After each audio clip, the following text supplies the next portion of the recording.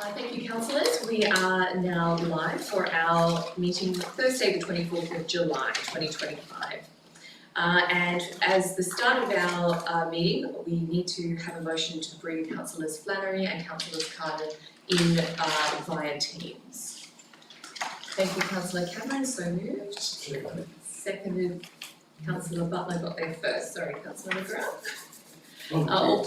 All those in favour. That's unanimous. Welcome to the meeting, Councillor Carter, and Councillor Flannery will hopefully be with us soon.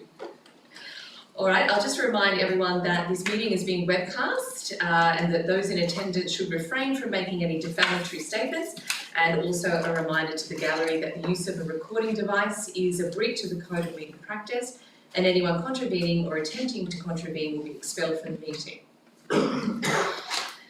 We now move on to our acknowledgement of country and press. I'll ask councillors to stand.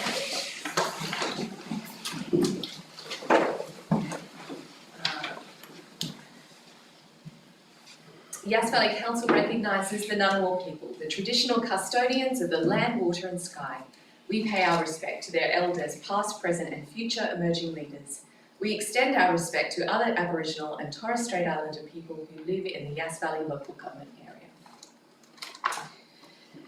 Now, councillors, if you'd like to join me in the prayer or take this moment to reflect. Almighty God, we ask your blessing upon this council. Direct and prosper our deliberations to the true welfare of Australia and the people of Yass Valley. Amen. Thank you, councillors. Please be seated. We have an apology from Councillor Alvaro Tarry, who is not able to be with us tonight. Do we have any declarations of pecuniary interests or special disclosures? I think Councillor McGrath will be leading us for the item in relation to the regional planning. Thank you. Through you, Madam Mayor, sorry. For our August meeting, I will be interstate for a training workshop. At this point, I'm unsure if the timing of the workshop will allow me to remotely join if I'm accepted. So I just wanted to put that out on notice that I will formally advise the executive team as I know more. Okay, thank you, Councillor. Councillors, just moving on to our confirmation of the minutes held on the 23rd of June 2025. Do I have a mover? So moved, Councillor McGrath, seconded Councillor Butler. Any comments or debate? All those in favour? That's unanimous, thank you. Moving on to minutes of the confidential council meeting held on the 23rd. So moved by, do I have a mover? For the minutes of the confidential council meeting? Thank you, Councillor McGrath. Seconded by Councillor Burgess. Thank you, Councillor Burgess. Any comments or debate? All those in favour? That's unanimous again. Thank you, councillors. Moving on to mayoral minutes. So, councillors, we have a mayoral minute on the cost shifting onto local government. I'm hoping that seems self-explanatory. That council notes the findings of the Local Government New South Wales Cost Shifting Report for the 23-24 financial year, and a copy of the cost shifting report will be placed on council's website so that our communities can access it. And council writes to the Premier, the New South Wales Treasurer and the New South Wales Minister for Local Government, seeking that they urgently address these costs through a combination of regulatory reform and appropriate funding. I'd like to move that and seek a seconder. Thank you, Councillor Butler. Any comments? Councillor Cameron. Just a question. Did we have to accept late reports first, or? Because they're mayoral minutes, I can introduce them verbally as we go, so we're okay. If it was a late report from staff, I'd have to introduce it into the meeting. Right, and be accepted? Correct. All right, okay, thank you. Didn't understand that process. But while I'm standing, I'll talk on 5.1. Congratulations on the letter. It's a well-written letter, and I think it'll raise some interest in where you send it. However, recently Essential Energy have suggested if the 3 trees in Ross High Street are not removed, then council will have to pay $18,000 per year to manage these 3 trees, which seems somewhat excessive. Is this not an attempt at cost shifting? And can I respectfully suggest, Madam Mayor, that you forward this letter to John Cleland, CEO of Essential Energy as well? Thank you. Councillor, I suspect that in August, when we put together our list of motions for the New South Wales Local Government Conference, that the item of tree management might be something of interest to all councillors that we could formulate a motion towards. Thank you. Any further comments, councillors? Okay, let's put that to the vote. All those in favour? Thank you, councillors, for that unanimous support. Moving on to the mayoral minute for the Chief Executive Officer's performance review panel. I'll just give her an opportunity to recuse herself. Myself. Thank you.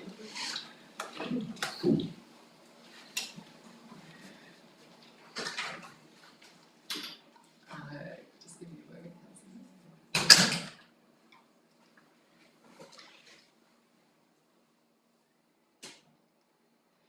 councillors. Councillors, I have, in my rush for due diligence in getting ready for our KPI construction, I failed to identify that we'd actually already appointed Councillor Carter to the performance review panel, and we did that back in October.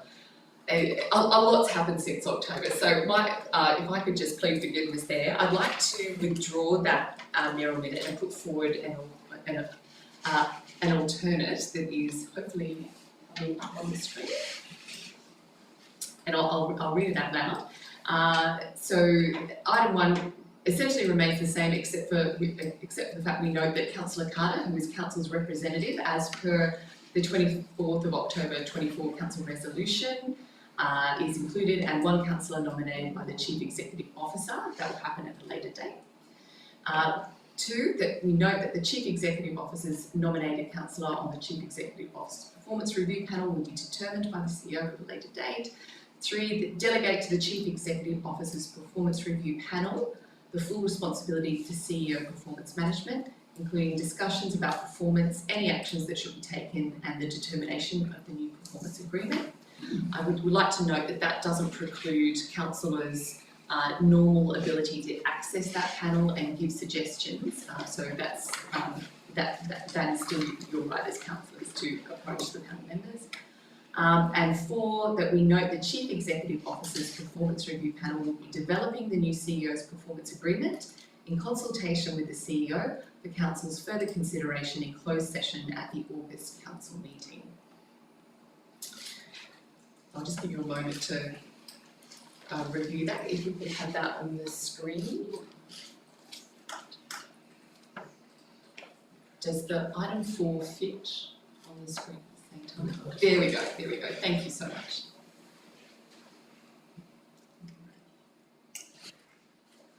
Councillors, do we have any comments or debate? Councillor Cameron. I was wondering why this was so urgent, but seeing that you put in number 4, it does make it clear that it becomes urgent.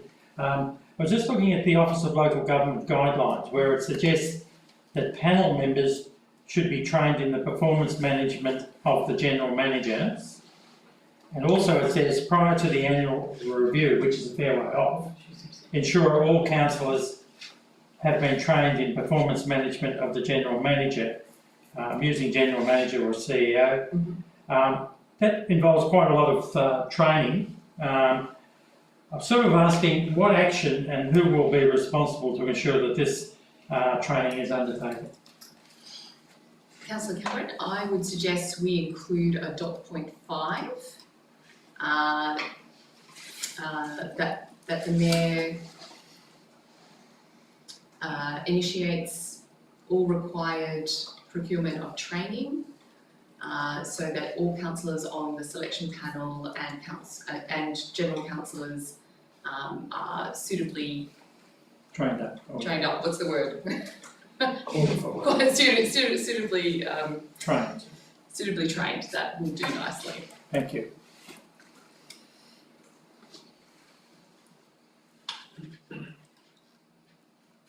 And what do we add prior to the performance review? Yeah. Okay.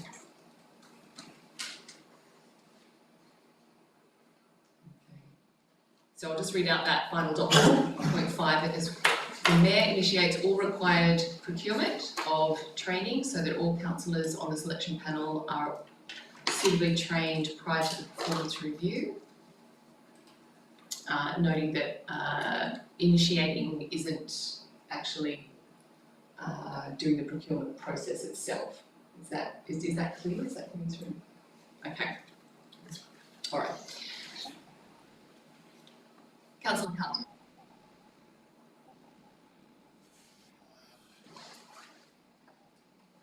Oh, thank you, Yes. performance panel.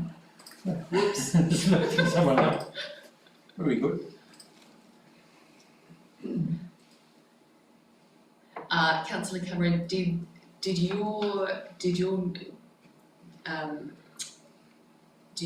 were you trying to get all councillors Yes. trained? Yeah, it does say that prior to the annual review, ensure all councillors have been trained in performance management of the general manager. Because eventually the panel will report back to the councillors. Okay. Okay, let's. So you just need something in so that all councillors on the performance panel Just and all other councillors. councillors are suitably. Let's just do all councillors, that covers everyone. Yeah.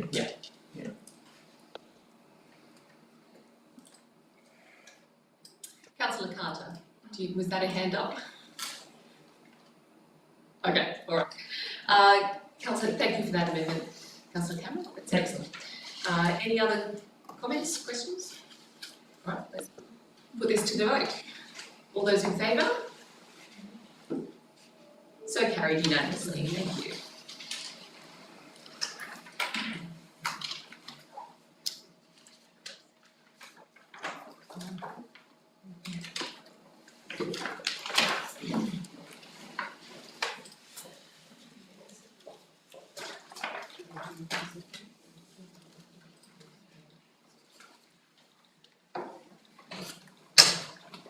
Councillors, moving on to item 5.3, the mayoral minute advocacy to retain the Yass Fire and Rescue CT 511 vehicle. I'll take it that everyone has read the recommendation. And I would like to thank the presentation that was given to us in open forum. I want to say Jodie, but I'm trying to remember Jodie's full name, sorry. Mrs. Marshall, I think adequately demonstrated us that the mental anguish that will be placed upon not just the firefighters themselves, but their families by the removal of this truck. And the emergency meeting that was held certainly gave resolve to both the Yass 511 crew captain to attend the meeting with Minister Dibb. I would like to thank our local member, Ms. Wendy Tuckerman, for organising the upcoming meeting with Minister Dibb, where we can seek better understanding as to why this has come about, and certainly advocate for our community going forward. So I should move the motion, and I'll seek a seconder as well. Thank you. Sorry, Councillor Ruffle, were you? It's all right. Okay. All right. Thank you, councillors. I can see that Councillor Flannery has a comment or question straight up.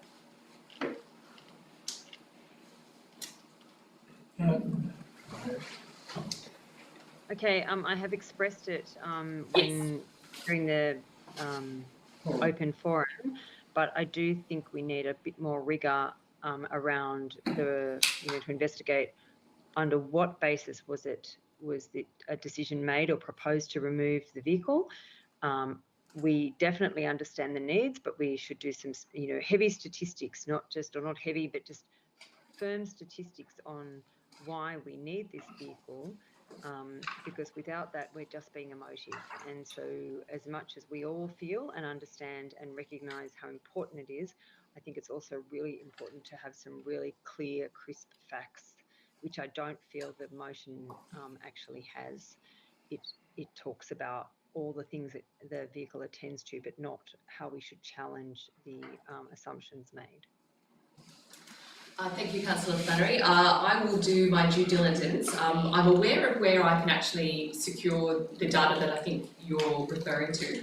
So certainly the Barton Highway business case has a lot of figures in terms of the crash statistics, along with TF New South Wales Strategic Transport Plan identifies some crash statistics in there. And interestingly, it places Yass Valley in a known fatigue zone, particularly for the Hume Highway, showing that our crash statistics are actually flipped to what you see in a lot of different areas. Normally, I think it's around 30% being people from out of the area having crashes, and the rest are local residents. That's flipped for us. So the majority of crashes are from people travelling through our area, which again highlights. I recognise that, and I have looked at those statistics as well. I'd like to join the dots, a little bit more joining the dots. How many times did this vehicle attend those accidents that we couldn't normally do? I just think we need some very pointed rigour around what we're saying. We need this vehicle because it means that if it didn't attend, people couldn't go, people might lose their lives, people might lose their jobs, not general statistics. If we want to show that we really have a sort of a solid basis for retention, I think it's incumbent upon us to do some research. I think fire and rescue as well should have some of these stats that should be easily adaptable, and to understand what the replacement, really understand what the replacement program is. I feel that our emergency services are under pressure as well, but for some reason a decision's been made, and I'd like to understand as a council where and that decision has been made and how we challenge it, not just for this vehicle, but perhaps we might need to add more to our fleet here. Councillor Flannery, I'm happy to make the request of New South Wales Fire and Rescue to get access to their data, but I am somewhat reliant on them to actually provide that to us. So I'll certainly ask for that data. Sure, great, thanks. Thank you. Councillor Ross. I think we also need that data from Cootamundra as well, where the vehicles intended to go, and we need to fight this hard. So to the boys there, girls. Yes. Councillor McGrath. I'd like to support the recommendation too, Nick. Look, it's less than 2 years ago this vehicle was allocated to Yass. And I listened to Steph Cook at that presentation handover and Wendy Tuchman, and all of the reasons for allocating that vehicle to Yass were laid on the table then, and nothing has changed. Those reasons still exist, probably more so. So, absolutely, we've got to fight this tooth and nail. It leaves us defenceless off the tarmac. Absolutely. Okay, councillors, is there any further comments or debate? Councillor Carter, I won't make you stand. I could, but look, fully in support of this particular motion, Madam Mayor, and thank you for drawing the community's attention to this. I think a further source of evidence potentially would be the report that we received from Transport for New South Wales regarding this area. Yes. And in particular, that pointed to, I suppose, two key things. All roads lead through Yass, effectively, which I think was a key point that's been suggested already. But I think alongside of that, that illustrates, quite a significant, I suppose, almost national infrastructure challenge, particularly around the movement of things like freight and other bits and pieces, which this corridor is supposed to be, to some degree, privileged for. I think that's a core conversation to have in terms of being able to provide adequate emergency support, because unfortunately we do see some pretty horrific accidents, particularly involving trucks in our region, and not having this particular vehicle is a significant concern for the industry more generally. So I think that would also support a broader sort of economic freight argument in light of the kind of concerns that we have for the broader community. Thank you, councillors, for your advice. I'll take that all on board. Do we have any further comments? All right, if councillors are happy, let's put this to the vote. All those in favour? That's unanimous again. Thank you, councillors. I'm going to introduce two late mayoral minutes. So verbally for everyone at home. This is a mayoral minute noting a recent visit from the New South Wales Local Government Minister. So the Honourable Ron Henig, accompanied by the Office of Local Government Secretary, Mr. Brett Whitworth, and local member, the Honourable Wendy Tuckerman. So the recommendation is to note their recent visit, and in the report it details what they toured and what they saw, and a lot of the issues that we were able to raise during a half-hour discussion.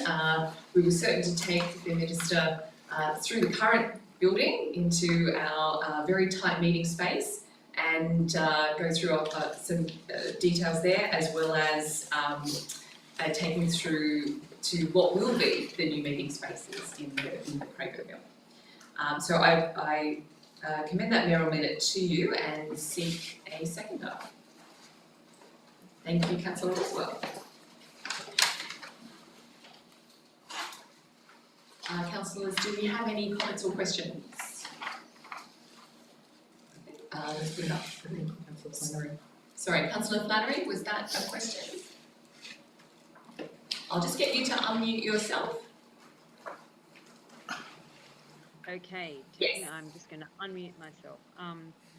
I do support the motion. I just expressed a little bit of disappointment in, as a councillor, not being told that various ministers were in Yass. I feel that it would be good as councillors to have also spoken from our own personal insight, and I recognise that there might be short notice, but a simple message to us to say this is happening, can you make it, would be appreciated in the future.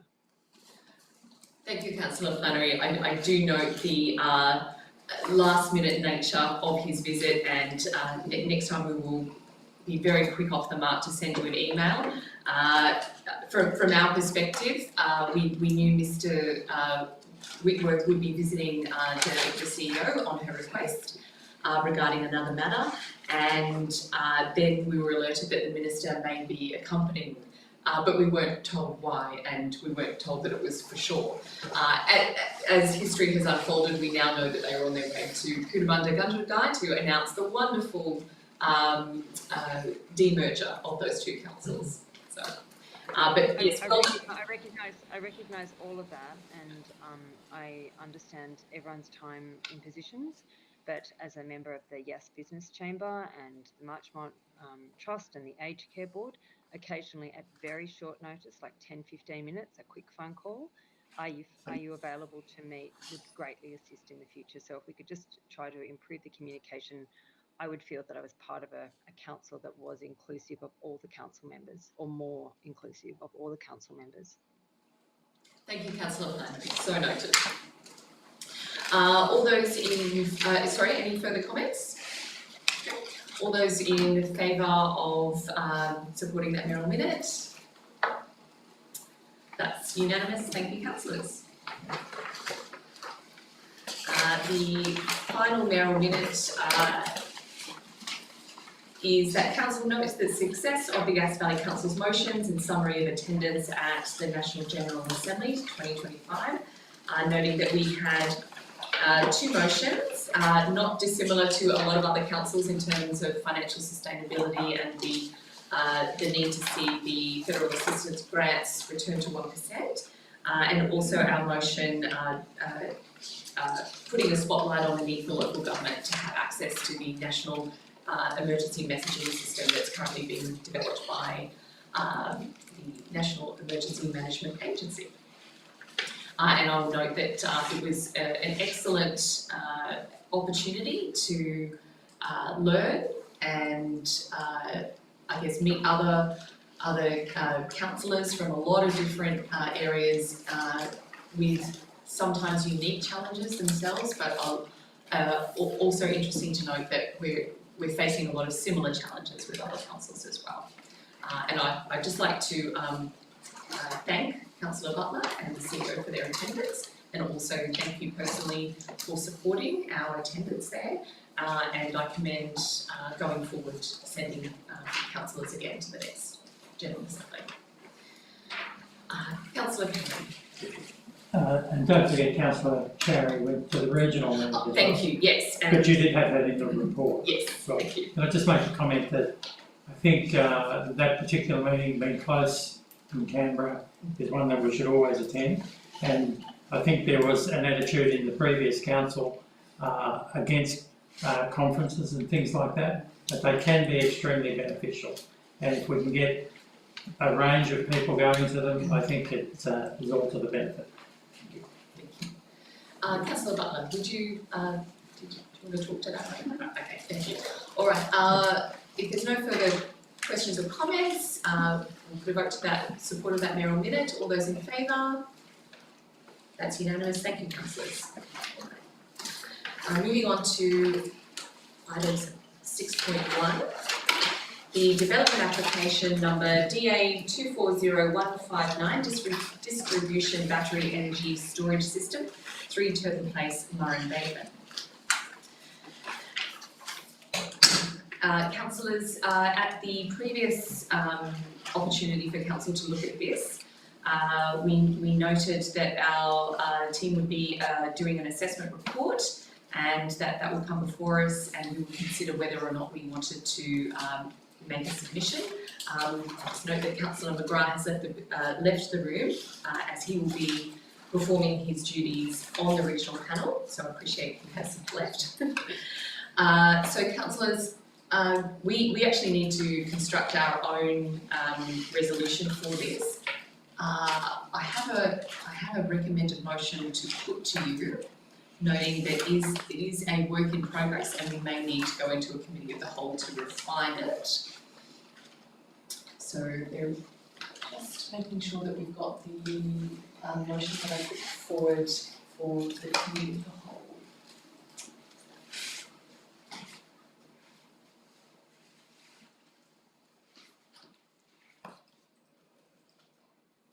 And then that will give us an opportunity to talk about this once we've got a motion on the table. Through you, Madam Mayor. Yes. Could we make dot 2 an alternate? Could we make an alternate to this and change dot 2 to say council will make a submission and then go into the committee of the whole to form that? Sorry, can you just go back up? Dot 2 says council considers whether to make a written submission. So if we just make this an alternate motion, the recommendation dot 1 it stays and dot 2 will be council makes a written submission, and then we, in the committee of the whole, we can discuss what that submission and that forms dot 2. Does that make sense? I'm happy to proceed with that. Because it doesn't say whether it's for or against yet.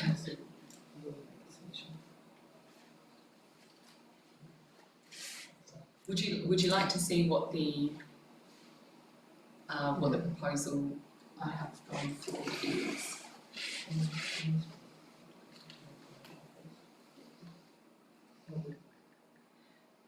Do we have? My suggestion is that we enter into committee of the whole to workshop what the actual submission would look like. Not that we'll just accept a submission. So we don't have a motion on the floor yet, so I was just waiting for it to come up. Okay, so councillors, what I was going to propose is that a motion be formulated that states that council notes the assessment report and resolves to object to the distribution battery energy storage system application for 3 Turton Place, Murray Bateman. And the council delegates the formulation of a full submission and gets the proposal to the Mayor and CEO based on the resolved key objections, and council selects the Mayor or alternate to represent council at the regional planning panel on the 29th of July. And then underneath that are some items to workshop as to what those key objections could be. I think there's some dot points down lower that will help us. You can see those.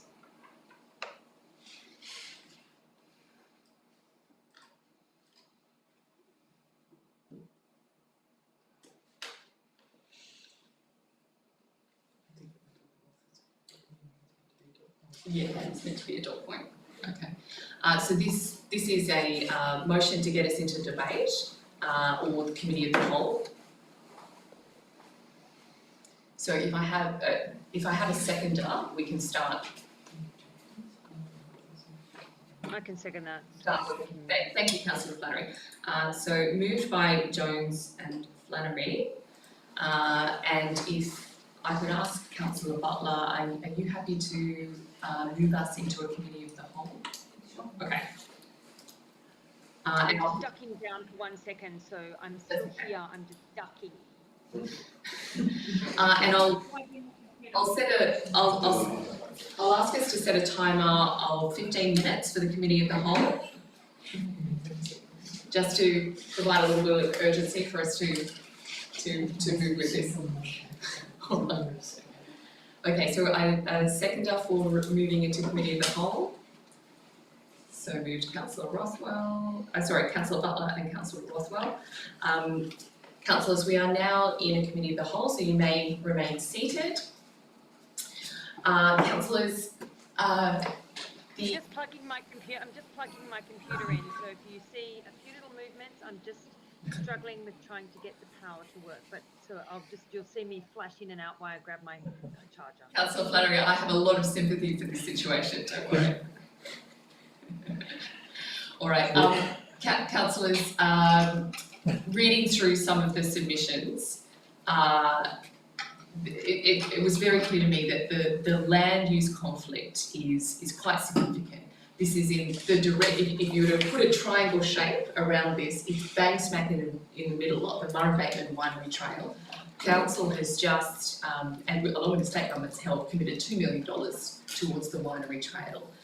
So we're already sitting, and that's on the back of decades of support through promotional material and trying to get our visitor destination numbers up for Murray Bateman, Canberra District Wine Region. This is the flagship area of the Cool Climate Wine Region. The mental strain on those vignerons, looking at this report which states that small fires smoke could be contained within the unit, but it is unmitigatable, if that's a word, can't be mitigated, that a larger fire would have to be left to burn out. There is no way to control it. The risk of smoke taint to our local vignerons' livelihood would be catastrophic. The tone deafness of the proposal to the locality of where they are doing this beggars belief. The mental strain that would put on our local vignerons who are many generations into investing in their vines and in our area and promoting our area, I cannot fathom. They have gone through bushfire smoke, they have gone through hail, they have gone through drought. To add to that, this extra risk, I believe is unacceptable. And the generation of objections, I think we need to give as a council more weight to.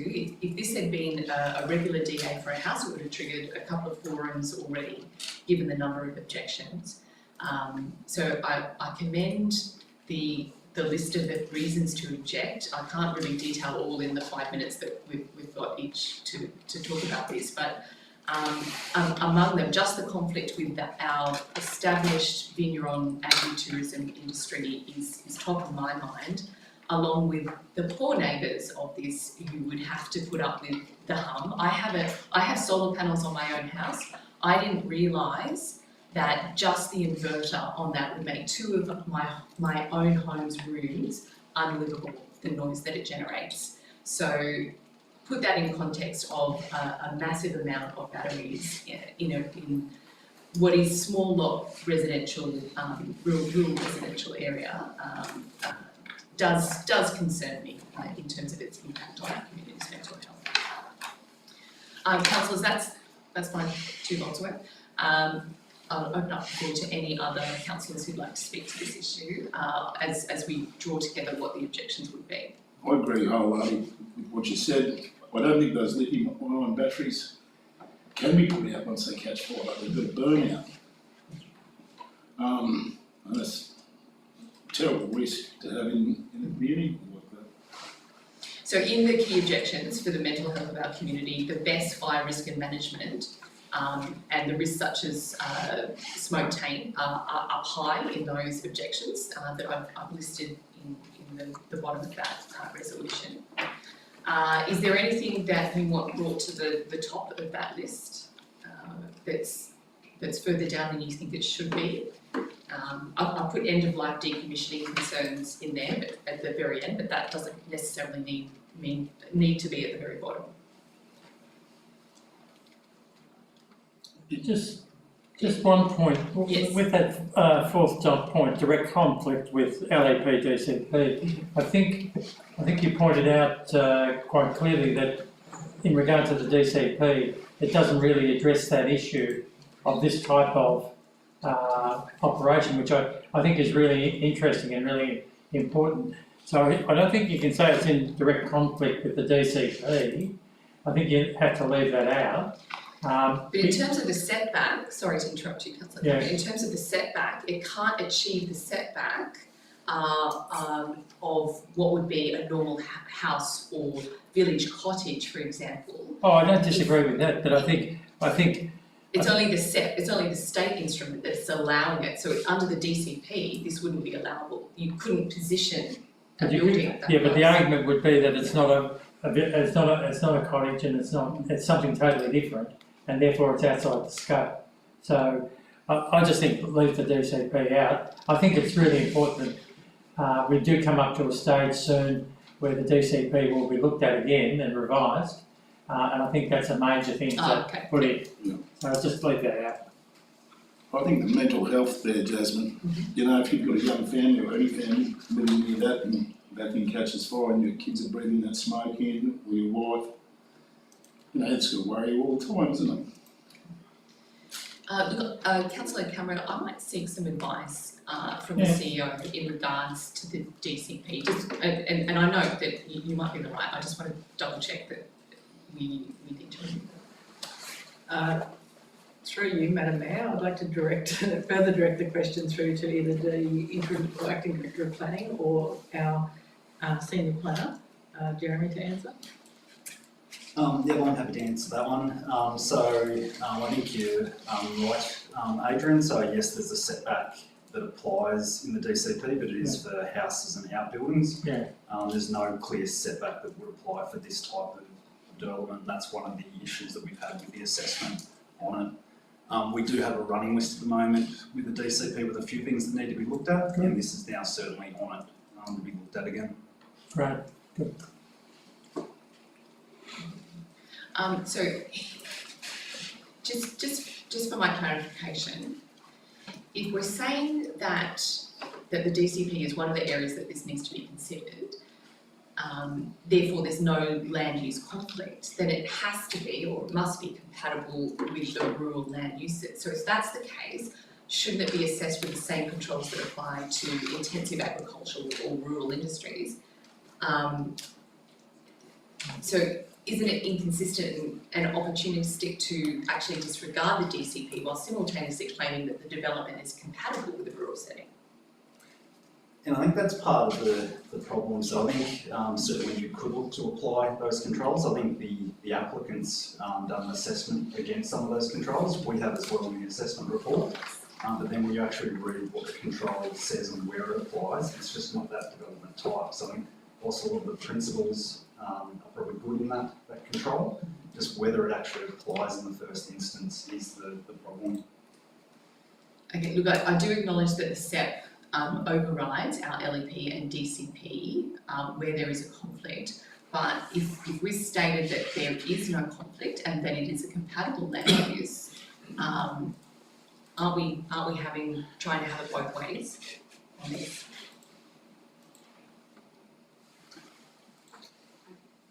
I don't think we're necessarily saying that you're necessarily saying that it's by complying with the DCP, like they're two different things.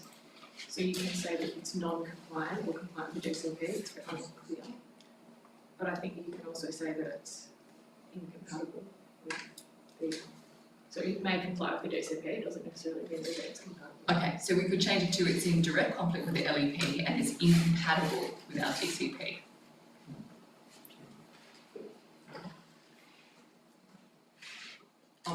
Incompatible with the objectives of our DCP. If that makes sense.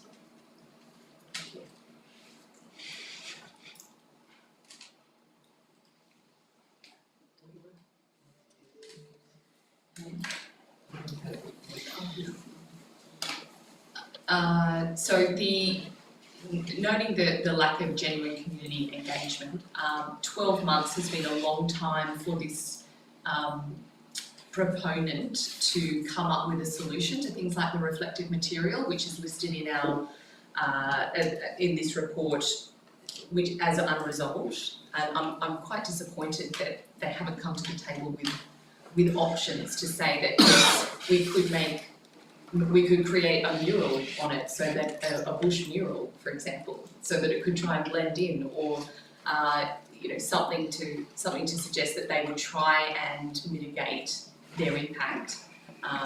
So I feel like it's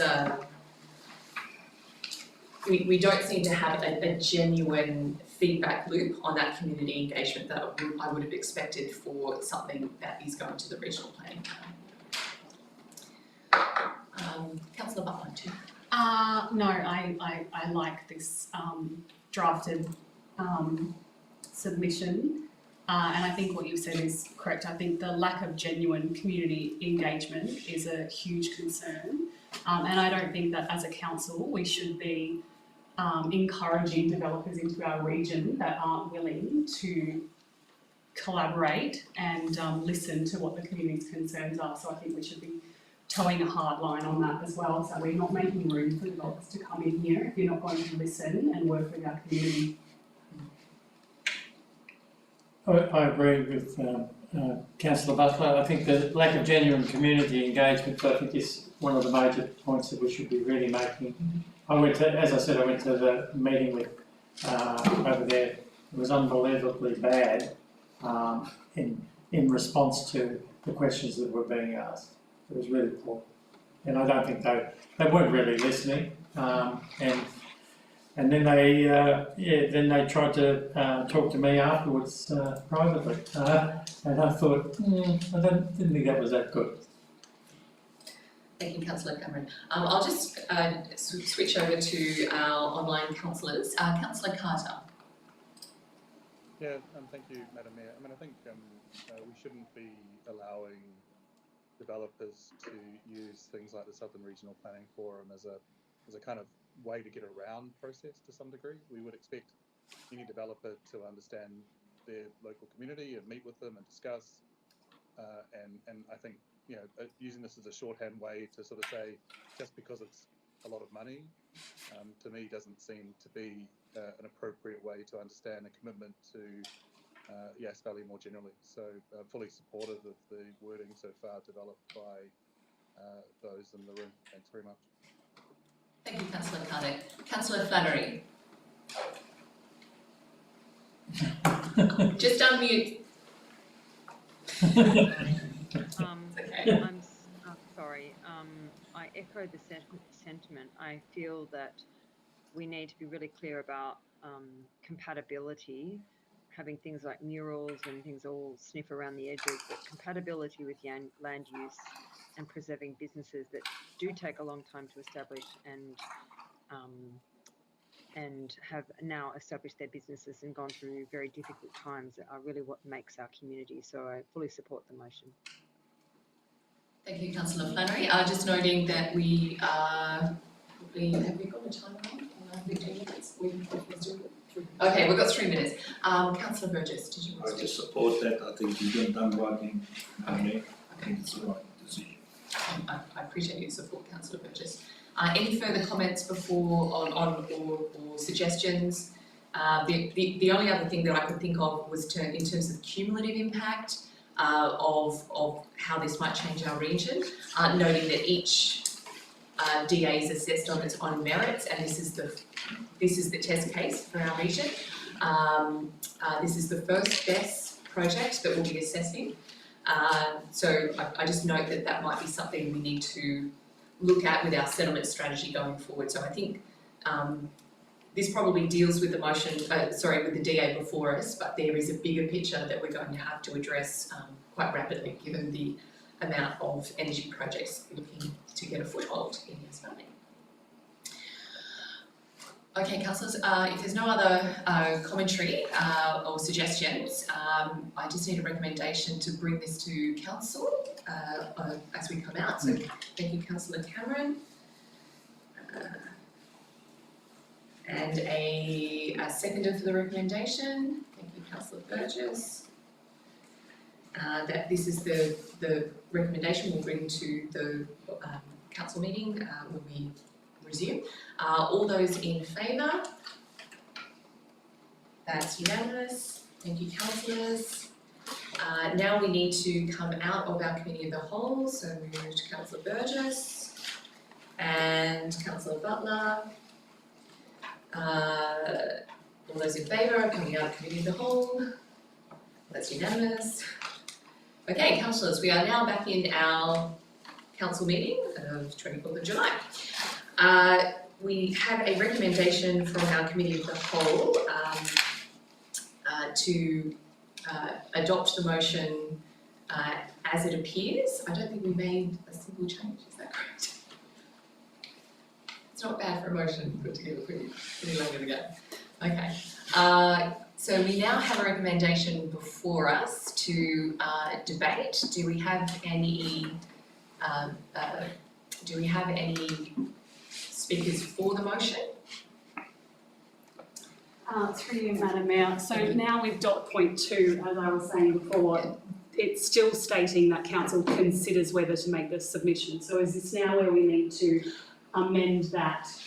Okay, thank you, councillor. So the first one will be that it's the two paragraphs at the base there that you see. So one will be council notes the assessment report and resolves to object to the distribution battery energy storage system application, and you can put in the number there as well, just to make it more formal. And then 2, council delegates the formulation of a full submission against the proposal to the Mayor and CEO based on the resolved key objectives.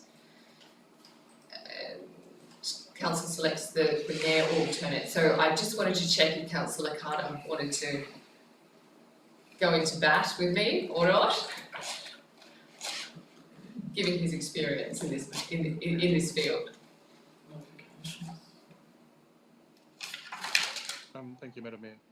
Yeah, happy to. I mean, I think the key thing here is to recognise that the particular questions around these kind of development projects, we have to recognise, of course, that they are outside of our decision forum, so we need to recognise that we're making a submission to that. What's been reasonably successful recently has been conversations pertinent to the broader impact on society and particularly around mental health injuries and ongoing mental anguish that comes from certain of these projects.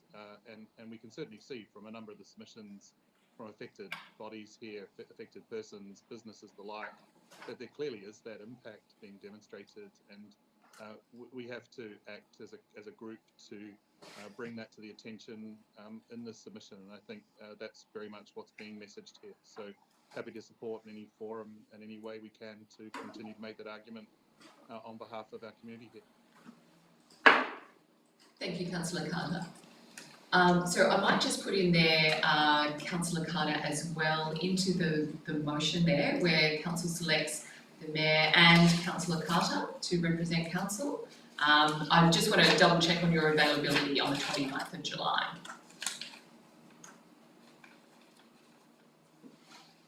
Can you give me 2 seconds to draw up a calendar? Is that okay? That's fine, that's fine. And noting I'm not actually aware of the parameters of how many people can present and whether our representations limit the community's opportunity as well. So once we figure out that, we can decide how many of us need to speak. So I'm available. I'm happy to attend.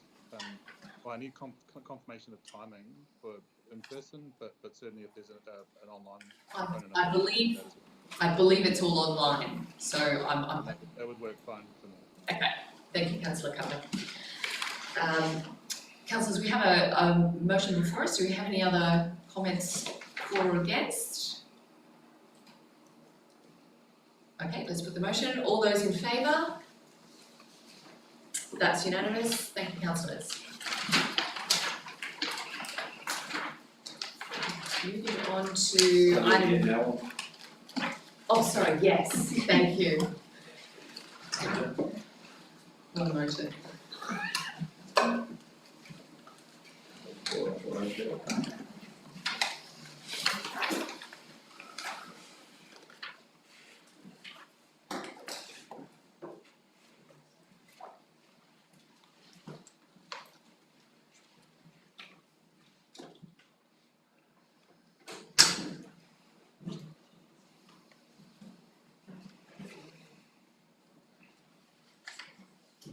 Thank you, councillors. We're going on with item 6.2, that's renewable energy.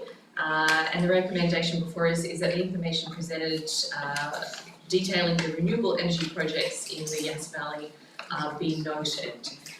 And I do thank one of our village residents from Bookham, Mrs. Nolene Hazel, who attended our open forum and shone a light on the fact that the Coppabella wind turbine project is still an issue for that community, and to not forget it in any representations that we do get an opportunity to make. Should we wait for Councillor Cameron to return? Oh, yes, certainly. Yes, sorry.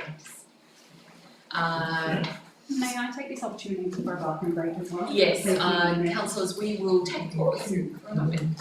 Yes,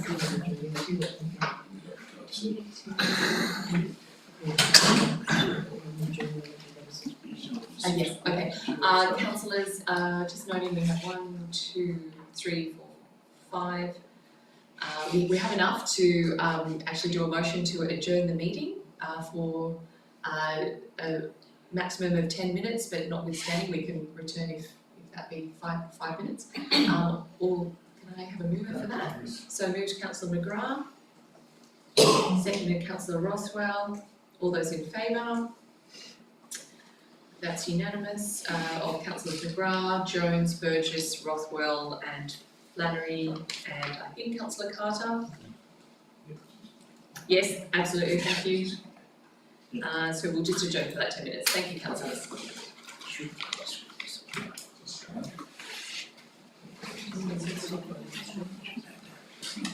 I'll be able to stop the live stream, and then we'll, thank you, and then we'll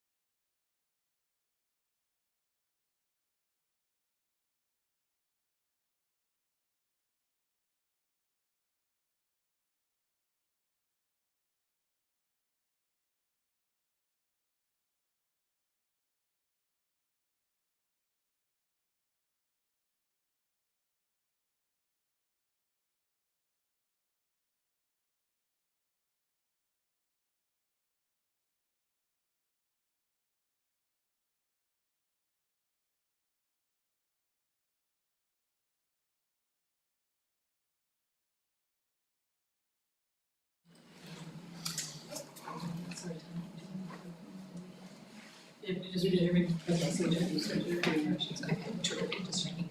Okay, we're just resuming our meeting now after a 10-minute adjournment.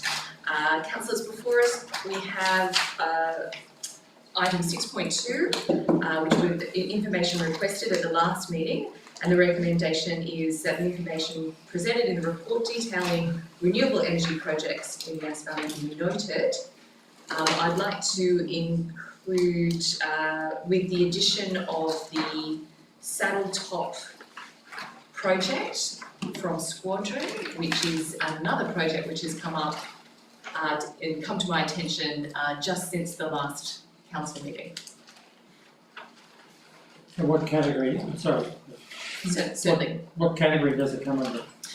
So the Saddle Top comes under turbine project, and that's in the early scoping phase. And that project is mostly in the Snowy Valleys, but will include quite a significant land footprint into Yass Valley if they can race to access a transmission line, which is in the Wee Jasper area. They're trying to go for that at the same time as Bondo. If they fail to get access to the existing transmission line, they may be reliant on HumeLink, which is also coming through the area. So that's just under, sorry, projects under investigation or? Certainly, projects under investigation. Thank you.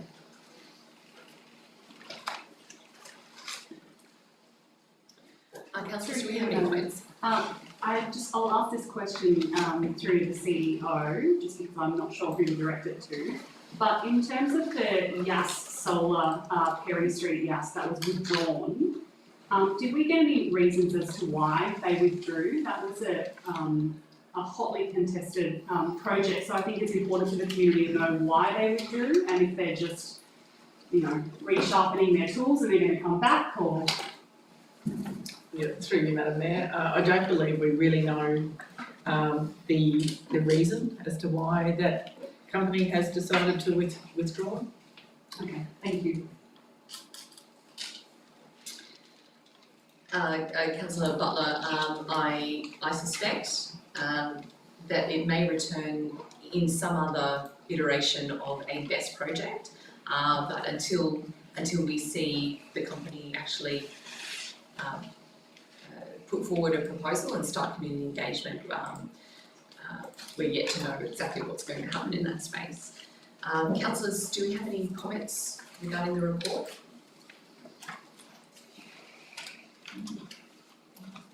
Councillors, I would just like to take a moment to thank the previous council from two terms ago that had the guts to actually say we need to ask our community what they think of this and hold the open forums and hear the arguments for and against renewable energy projects in our area on the back of 4 turbine projects and the impact that had on our community in terms of the rents going up for what was affordable homes. The turbine companies could give their workers extra money to outbid for these places in our community that are valuable for our local families. I know that there is concern in Wee Jasper that this will impact the local school there in terms of all of the families there are renting, and if workers start to take up any of the farming houses, that they can afford to pay extra rent for, this will hollow out our villages, and once the construction crews pull out, our communities won't be as strong as they were before.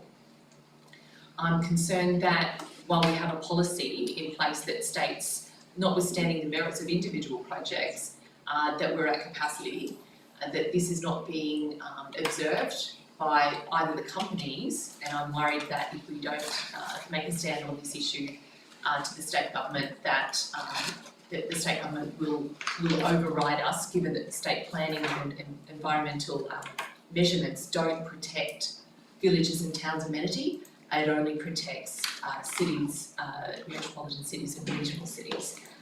So I've asked for a meeting with Minister Scully to specifically address the issue of turbines into our area and the sensitivities of our area in terms of hosting fuel and fibre, the implications of potential contamination of these areas with microplastics. Now food producers actually have to tick a box whether to say that they're in the area of turbines, which is concerning because that could impact their viability. I think we have some sectors here that we need protecting, in particular the space sector, with a local company established since 2016, and also some amazing operators such as Remount, who have national impact in terms of their services that they provide for veterans who have PTSD, that are coming to reconnect with bush, to heal and to fortify themselves before going back to their families and friends. And that particular organisation, run by Better Marina, relies on the open space, the peace and quiet, the connection with animals such as horses, and we're yet to see what it will look like with 260 tall turbines within our villages, which have 1,000 residents within them. So I think it's on us to take this information away and do everything we can to support our community. Councillor Flannery, did I see your hand up earlier? Yes. Yeah, yes. I mean, I totally agree that we need to preserve our community. We also need to have a strategic view and not just looking at one or two individual businesses. We need to look at how this affects our region, how we could benefit from some of these projects, what are the benefits and disbenefits, and weigh those up in a non-emotive, quite analytical way. I just think that if we are talking about people renting at Wee Jasper, which is a very important thing, and a non-ability, like it seems outrageous to me to say that if you had an extra 50 people living there, that people would not be able to rent. There's ways that we can do it. We need to be much more flexible, much more adaptable, and not just look at situations in isolation of others. We could reap some benefits from some of these projects. We could also have disbenefits, but I still am not quite sure where we stand in terms of those, because I just don't think we've kind of looked at them as a whole for our region. Councillor Carter. Yeah, look, again, I think reflecting, Madam Mayor, the comments from Councillor Flannery is important, I think, for us to recognise some of these projects do bring benefits to the community, and I think it's important and useful, I think, to balance what we have in front of us with some of the indications of what those might be, given that we're talking about problems such as the state, passing on costs to local councils, given that we're talking about the challenge of the significant time since we had 1% of tax revenue spread to councils, for example. We do need to be cognizant that some of those monies might be important to community groups, and that's one of the balancing exercises, I think, here. So it's not just, and I think that's where that sort of, reasonably objective, for want of a better term, kind of cost and benefit analysis is important for us to understand what does come from these projects to the community, because while one of the disbenefits from us not being part of the preferred spaces for these kind of energy projects in terms of what's been designated by New South Wales government is actually we miss out on even more of those, and that might be one of the reasons why organisations are looking to the Yass Valley region, because they don't have to necessarily pay out all of those benefits. And I mentioned in the chamber before that some of the deals that came to places like Hay, which is in one of those preferred regions, were significant. Every member of the town received $1,000 discount off their electricity bills, and development applications for the local Aboriginal council, for example. So these are benefits that we might be missing out on as well. And so I think understanding what benefits we do get from these projects, but perhaps agitating and understanding that there is in a time of kind of economic rollback from federal and state governments, these are probably some of the few ways that we can get further resources for the community as well. So being cognizant of that balancing exercise, I think, is really important for us around these types of conversations. So fully recognising that ultimately there is going to be the challenge for those where some of these things are in persons' backyards. We have to recognise though that there are obviously core important economic components of the valley. So hence the conversation we just had with respect to protecting, say, the wineries and what that means to the region as a economic driver of activity, but also recognising that unfortunately in these kind of regulatory decisions there are often losers, unfortunately, because of the way that these decisions come down. But we have to be understanding of the fact that there are some benefits that do flow from these projects in some cases as well. So I think I would quite like to see that in the report as well, just to kind of help us understand the different components around that. And if the Chamber's of interest, it would be great to get that report back to Council as well. So whether or not there was a motion to be accepted here for that to be returned to Council with that further information, I'd be happy to move that. Yes. So councillors, at the moment, we have a motion on the table to note the existing report.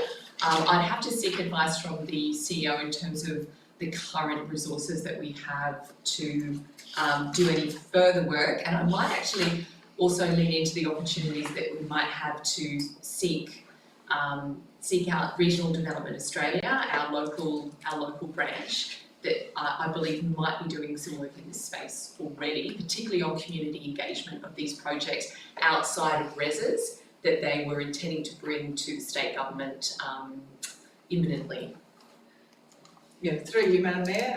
Through the CRJO, we are working on a renewed policy around renewable energies, but in terms of what benefits may be reached, well, that's really dependent on a case-by-case basis with the project, and also based on our policy for I think the policy, community enhancement fund, I think it is.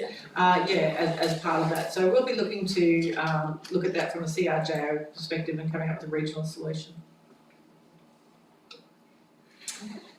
Councillor Flannery.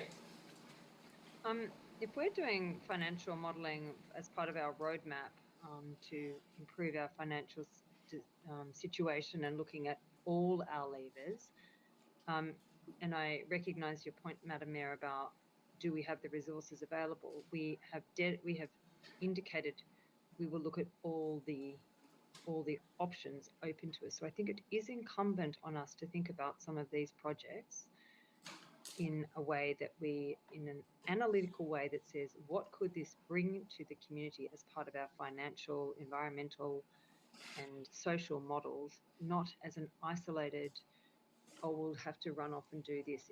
It's an integrated, as we have an integrated planning framework that we need to think about all of these projects. If we are talking about people coming into our areas, big developments, we do need to think about this in an integrated way. And I'm a heart and soul, a country person, a country girl, and I believe strongly in our landscapes. But we have to be open to our ideas. Thank you, Councillor Flannery. Do we have any further comments? Amendments? I'll put this to the vote. All those in favour of noting the report? That's unanimous, thank you. Oh, sorry, yes, thank you. Through you, Madam Mayor, I'm just conscious of the time, and we've still got some members in open forum that are potentially waiting for 7.1 and 7.2 to come forward. I was just wondering if the council was agreeable, we might be able to move those forward. It's getting a little bit cold in here, and we might still be here for a little bit of time. Sorry, I'll just 1 second.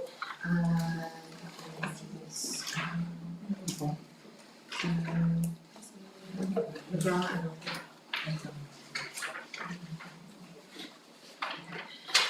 So we have a request for a procedural motion to bring forward item 7.1 up to and insert it in between item 6.2 and 6.3. Look, that's highly unusual for us to do that in the past. I haven't seen that happen except for planning items.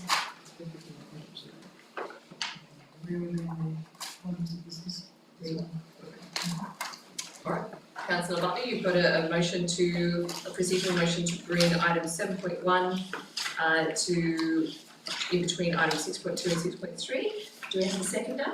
Yes, I'll second. Thank you. Councillor McGrath okay, all those in favour? That's 1, 2, sorry, how many we got? So, Everyone. is it? Okay, alright, unanimous. Okay, councillors, flipping over to item 7.1.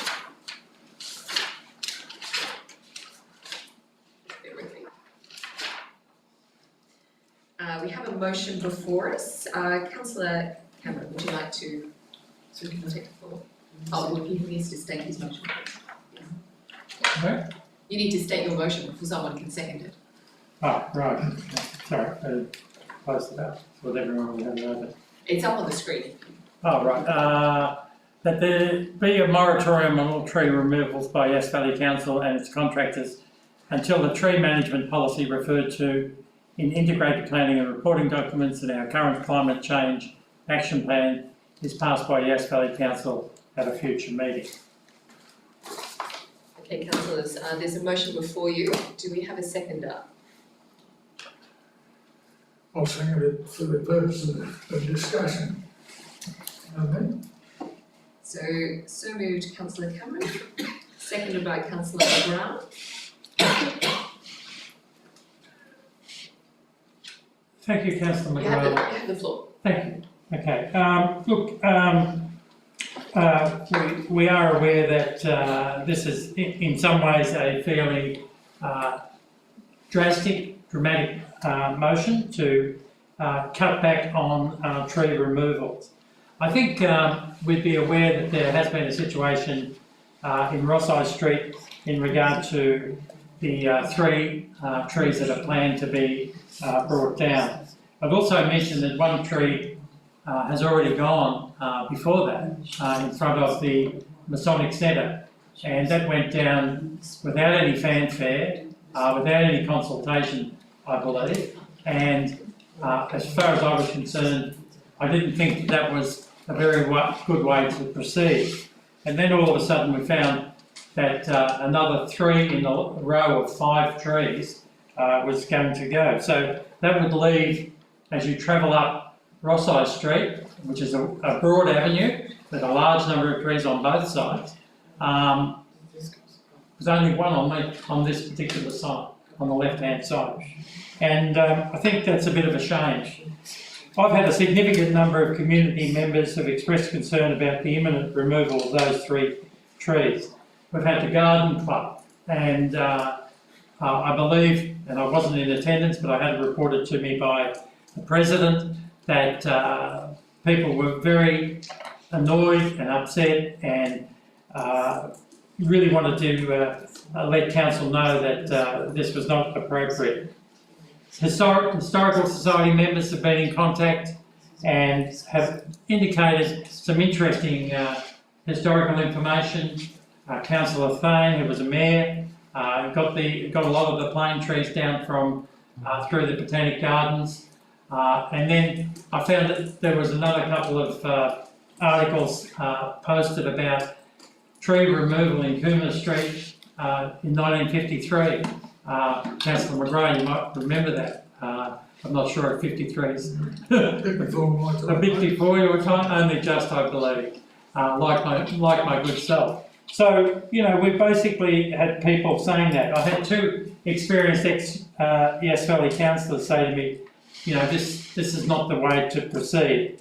and a range of new and long-time local residents. And as I think one of the people mentioned before, a number of people have sort of said, you know, we've been trying to stop this since for 20 years, and we've just given up now because we can't make any headway. I think we need to indicate to the community that this new council with a new CEO who is willing to listen to the community and work out a better way forward with an agreed position that works for all. And I think these trees can be saved. I think one has been has been cut back quite a lot, but my information is that could still be reasonable. The tree management proposal for this financial year is well overdue. I think it's been mentioned that it's at least 4 years overdue, and council should be congratulated for putting $80,000 towards this development. But this is going to take, on estimate, a good 12 months, unless we take, and we need to take action now and not in 12 months' time, to demonstrate our commitment to be responsive to community action and opinion as a council that is willing to differentiate itself from council's failures in the past to listen to the community. Thank you. Thank you, Councillor Cameron. I would like to give the seconder the opportunity to speak. Councillor Flannery. I'm speaking against the motion. So I'm a landscape architect. I am a qualified horticulturalist. I have a diploma in arboriculture. I formerly was the executive manager of the Urban Tree Program, renewal program in Canberra, dealing with over 1 million trees. I recognise everything that Councillor Cameron has said about retaining trees, but I also feel it's of aggressive move to put a moratorium on removing trees until a tree management plan has been developed. I think there's other ways of going ahead, and I have an alternative motion which I've drafted, which I think is broader reaching and thinks more broadly. We want to be a council that thinks very broadly. The worst kind of policy is one that slaps the hand of one, and then there are detrimental effects across a whole range of other areas.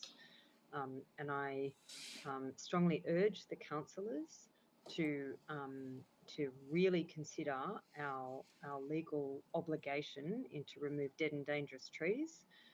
Dead trees aren't of any more danger than live ones, you know, and they do provide nesting places for some birds. So we need to have a policy that deals with all of those.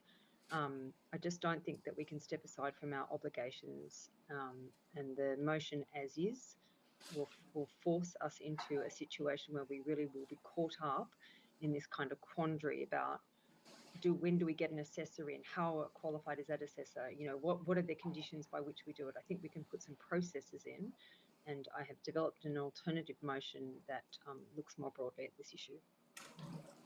Councillor Flannery, if you'd like to state your foreshadowed motion, if you have an alternate, that's I will. It was sent through, so it should be put up there, but I'll read it. I'll read from it. That the Yass Valley Council agrees to develop a tree management strategy in the current term of council that prioritises, and there are 5 areas that I'd like the council to consider: the retention of non-invasive trees in the Shire, in towns, villages, and along its roadways. There was an incident in Christmas last year where some graders just razed some trees, which stirred up a hell of a lot of community angst in that area. That new tree planting in streets and parks, that there is new trees planted in streets and parks to improve the amenity and environmental outcomes. Just expanding on that, I've not seen too many trees replaced in the recent years, so we don't have an active replacement program. The replacement of dead and dangerous trees. There is replacement of dangerous and declining trees with trees better suited to the environment, so we don't just go alike for like, as is the case, I think, with the Rosso trees. That the removal of exotic invasive trees on public land near environmentally sensitive locations, such as the Yass Gorge, is allowed, and replanting of trees that have been removed with native species endemic to that area, so to address the point above. and to develop a list of trees suitable for the region, and that developers are given those trees to plant from, that list of trees to plant from. I feel that we're getting monocultures of certain trees that really are not on point with our climatic conditions ahead. Thank you, Councillor Flannery, for that very detailed foreshadowed motion. Just returning to the debate on the original motion from Councillor Cameron and seconded by Councillor McGrath. Just going now to Councillor Carter. Are you speaking for or against, Councillor Carter? I'm going to speak against, Madam Mayor. Thank you. While I recognise and appreciate that there are significant community concerns with respect to the nature and ways that particular people within the community have responded to the issue in Ross High Street concerning trees, these are emotive issues, and we recognise that. We recognise that and respect the viewpoints of different members of the community. I have to admit I do take great respect for the expertise of Councillor Flannery here in what is a careful foreshadowed motion. I'm not an arborist nor a horticulturalist nor any of the other components that were listed out at that particular point in time, but it's important that we recognise expertise of those on council as well. The principal concern I speak from is the legal perspective, and the risk for me is the abrogation of responsibility here. And what would be a serious risk to council, I would believe, if we did accept the motion as it currently stands. Ultimately, any damage caused to an individual would be our legal responsibility, and we would be subject to quite significant and very costly claims at a time when financially there are some concerns within council. I don't see that as being the right way for us to proceed at this particular moment. I do believe we need a proper tree management plan. I do believe that we need that to be for the broader benefit of the community and what is, a beautiful part of Australia's landscape. I don't think the answer to that at the moment is to suggest let's have a moratorium, because ultimately it leads to significant risks to the council more generally, and on that basis I'm unable to support the motion as it stands. I would be more than interested to consider the motion that Councillor Flannery has suggested. Thank you, Madam Mayor. Thank you, Councillor Carter. I might just take this opportunity to ask the CEO, what are the implications for us, potentially insurance-wise, if the motion as it stands went forward? Thank you. Through you, Madam Mayor. Council staff have reached out to our insurer, and we've been advised that should a motion, the original motion, be endorsed or be resolved, then our insurance cover would be invalidated and expose Yass Valley Council to major damages if there was an incident. And I think that is an incredibly high risk for us to take. And it could also mean that we breach our legislative requirements, such as if we've got workers that are having to work in an area where we know that there is a tree that is being assessed as high risk and fails, then that would be a breach of the Work Health and Safety Act, for example. So there is huge implications for council should the original motion be endorsed. I do want to say that council staff, or as an organisation, as we really welcome and thank this council for the adoption of the budget for $80,000 for a tree management strategy, and we're not only welcome but excited by the fact that we're finally going to be able to deliver this really important piece of work.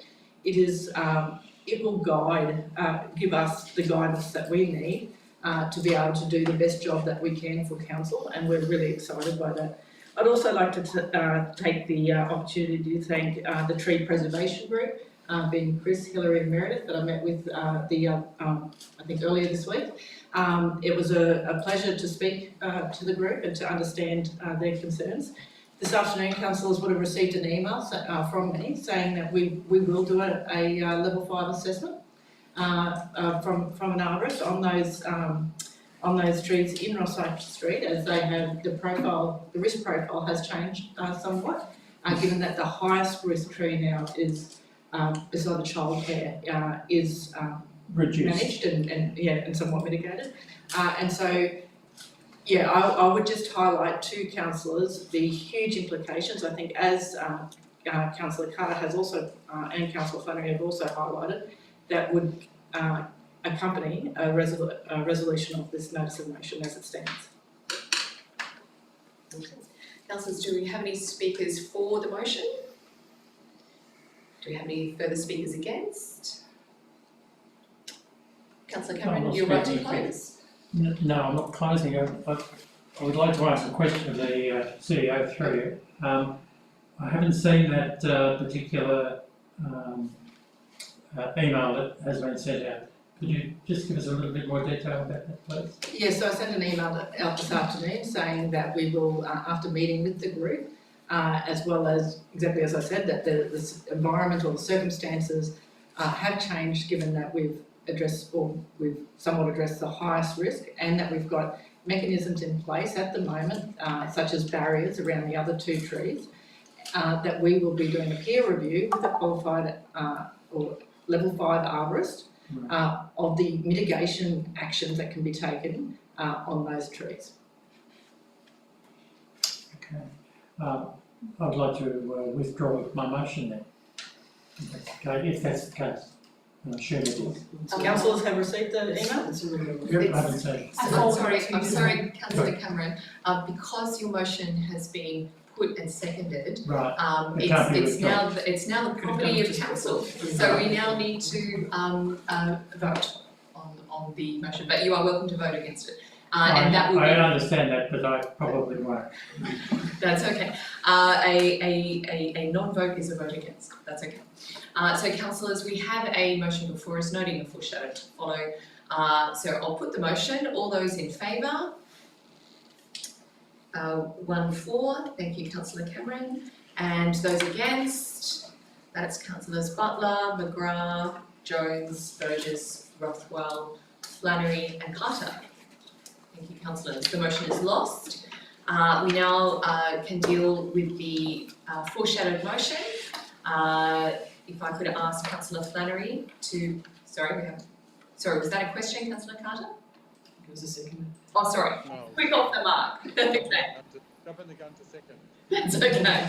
All right. I will just bring up Councillor Flannery's motion. Again, do we have it that there? Okay. I would like to just amend the last dot point on that, because I think the word that I had missed, develop a list of trees suitable for the region and a guide for plantings which is used as a guide for planting in new development areas. Okay. And I'll just quickly ask a question. Use to guide. I can't see your motion, so I can only just see what I emailed. Okay. Excellent. And if I could just seek clarification, To guide new plantings. Sorry, Councillor Flannery, could you just read out what your last dot point you would like it to be? Okay, develop a list of trees suitable for the region to guide plantings in new development areas. Lovely, thank you very much. Well, it can be new, it can be replanting and new development areas. I don't feel so the context of that is, I don't feel a like for like replacement is what is warranted at the moment.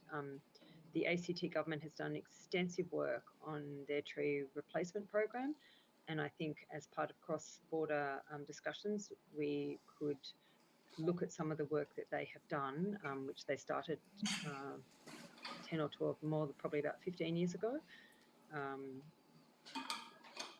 And that they've used, spent considerable time and thought into how to go about a tree replacement program and species suitable for the area. And I know Yass isn't Canberra, but the idea could guide our replanting programs and in our new development areas. Councillor Flannery has a motion before you, councillors. Councillor Carter has seconded. Councillor Flannery, you have the floor to speak to your motion. Thank you. Thank you for your consideration.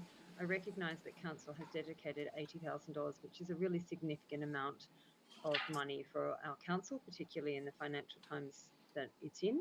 And some may see this as less important than other areas, but I see it as really essential. And there's a couple of reasons. One, because if we're looking at a relatively cheap way to increase value to our towns and regions, it's through tree planting. To houses in streets that have good quality trees or good treescapes are generally 8 to 10% more than those that don't. It also can make the asphalt and things last longer. I think there's a 5% increase in time that asphalt lasts when it has shading on it or periodic shading.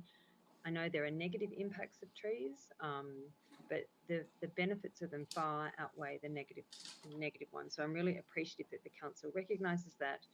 And I also feel, having personal experience, there is so much interest and so much expertise in this area that it would be great to include relevant professionals in the area, which would come at no additional cost. There's a group of us that was set up some time ago, maybe 5 or 6 years ago, which didn't really go anywhere, but we presented the Director of Planning with some of our ideas about how this could be done, which would be delighted to bring forward to progress this reasonably quickly.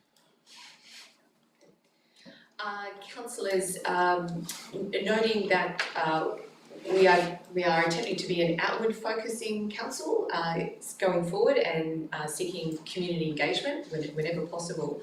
I'm wondering if the mover would accept a workshop of councillors to give contribution from the elected members, as well as community engagement to include key stakeholders such as our Ngunnawal knowledge custodians, who have produced an amazing guide of local Ngunnawal plantings, Yass Garden Club and Landcare that I can think of that might also be able to contribute.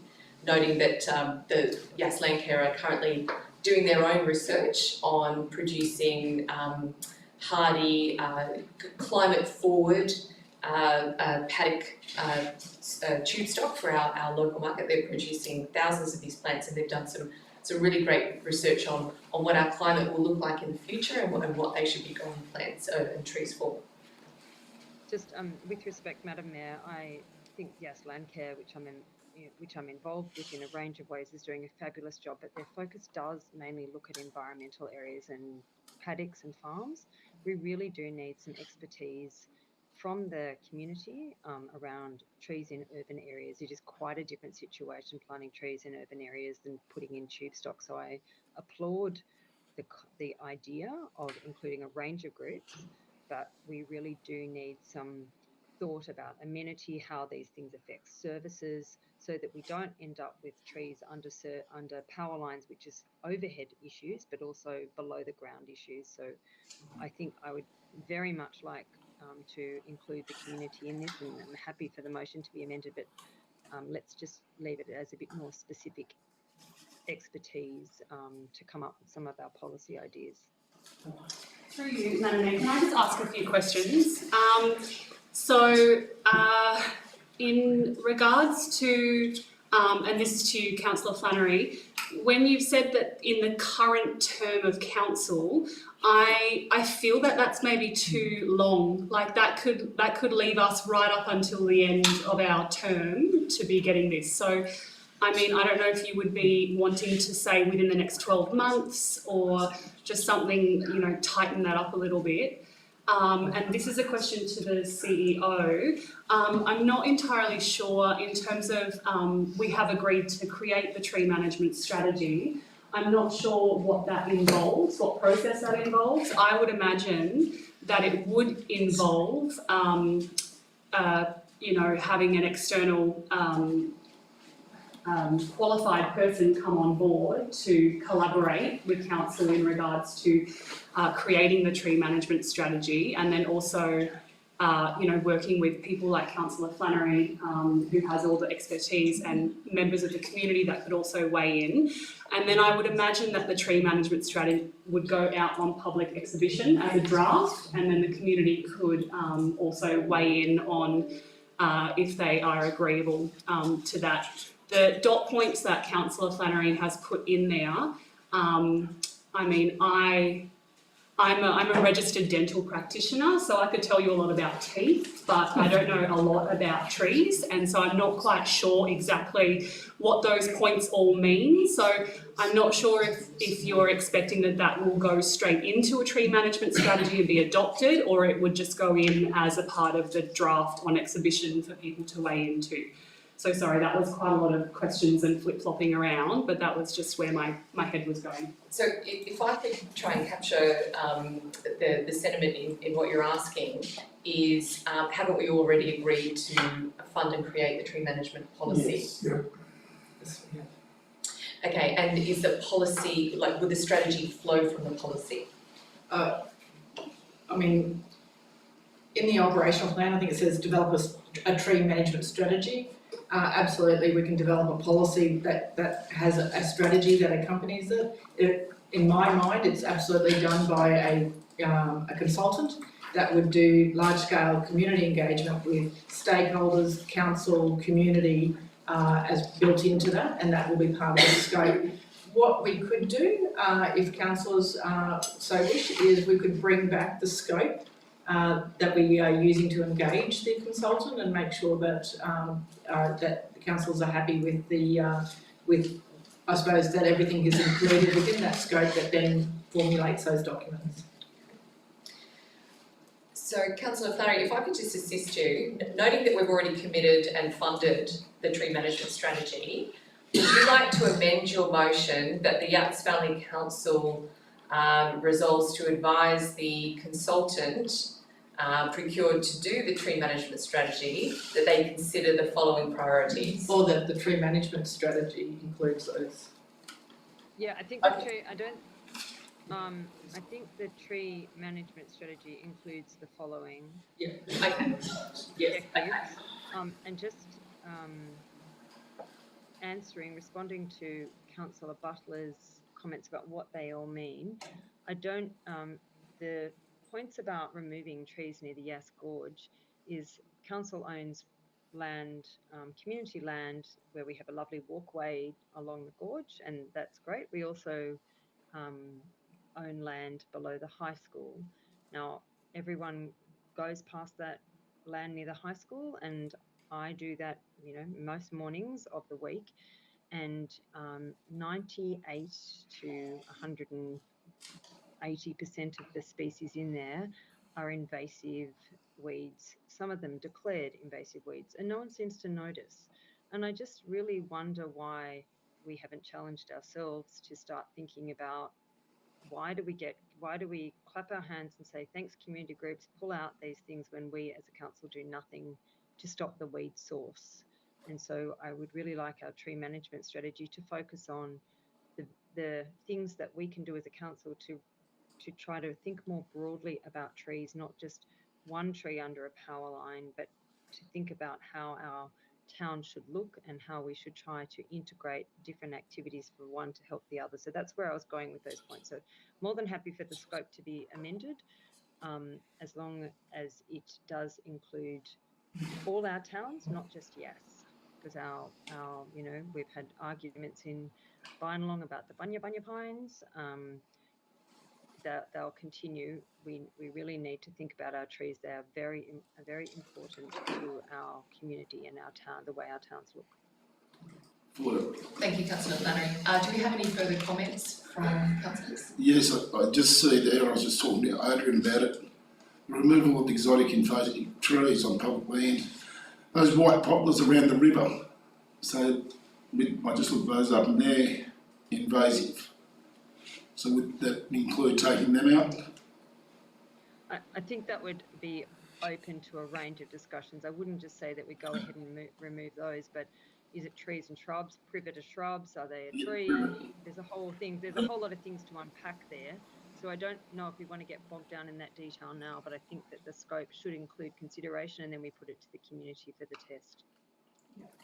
And further to that, this Councillor Bartlett. also would, if this made up the strategy, this would go on public exhibition where we all had a chance then to digest it, do our own research, make a submission, or decide as a council. So just because it makes it in there doesn't mean that it's set in stone to go ahead. Great. Councillors, the penny has dropped for me that the Yass Gorge is actually mentioned as an example in here. So I would just like to note that I am a neighbour of the Yass Gorge, but the Yass Gorge is quite large and there's a fair few of us who are neighbours to it. And while I have supported the Friends of Yass Gorge, I'm not a fee-paying member as such. But I do go out and pull weeds out of the Yass Gorge.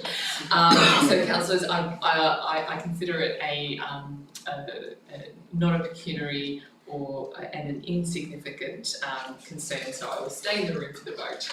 Thank you. Councillor McGrath. Madam Mayor, I don't think we should forget what the reason behind this discussion. We're here tonight because of the damage trees in Hossock Street. I support everything that Councillor Flannery has put up there, but I think a very important priority is the maintenance of street trees. It's all very well to plant them and forget about them, and you end up with this sort of a problem. So I think number one priority on that list should be maintenance of street trees. You happy to include that? Yep, it's a good, I do think maintenance is an integral part of trees. I do think it's probably an oversight on my part, but maintenance, replanting, new planting should be included. So the tree management strategy should include those elements in terms of planting, maintenance, removal.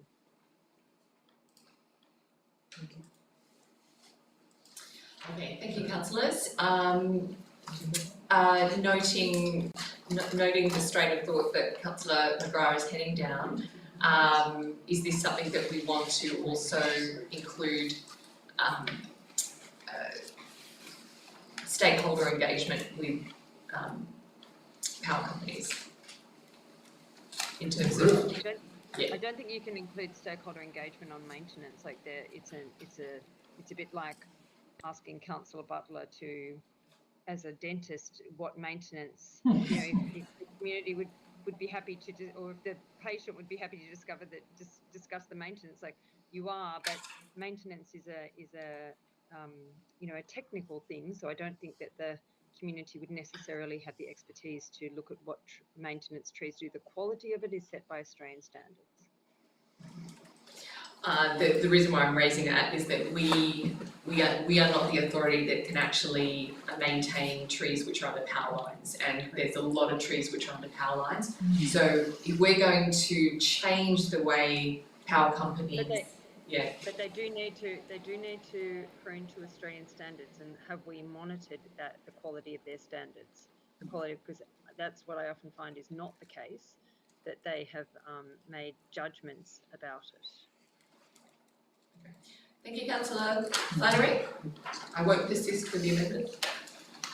All right, councillors, if there's no further speakers for or against, I'll offer the Councillor Flannery the opportunity to close.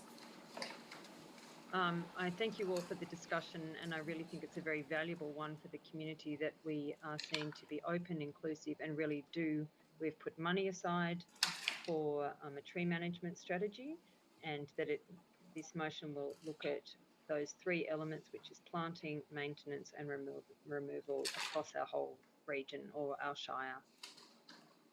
Thank you, Councillor Flannery. All those prepared to vote on the motion, those in favour? That's unanimous. The motion is carried. And I'd just like to acknowledge that this discussion was only possible through the motion presented prior by Councillor Cameron. Thank you. Moving on to item 7.2. Backwards now. I'm going backwards, thank you. We are up to item 6.3. The state of the Yass Valley report. I'll move the recommendation. Thank you, Councillor McGrath.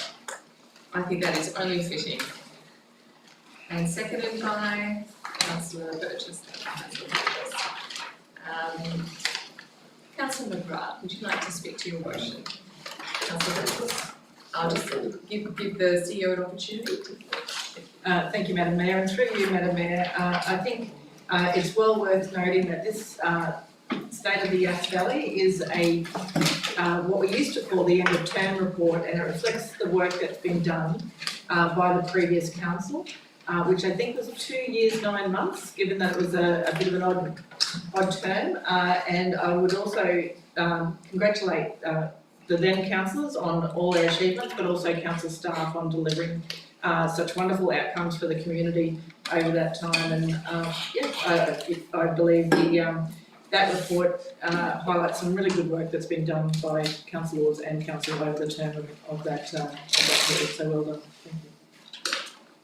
It was a tough term. It was 3 years, but wow, it felt longer. We didn't have COVID, and we didn't have rain. Life was a lot easier. All right, councillors, if you're happy to vote, that the motion be noted. That the report be noted. All those in favour? That's unanimous. Thank you, councillors. And we will have that up on the website as a result of that resolution. Item 6.4, the Local Government New South Wales Annual Conference 2025. We have a motion before us, noting that we may wish to determine the councillor at the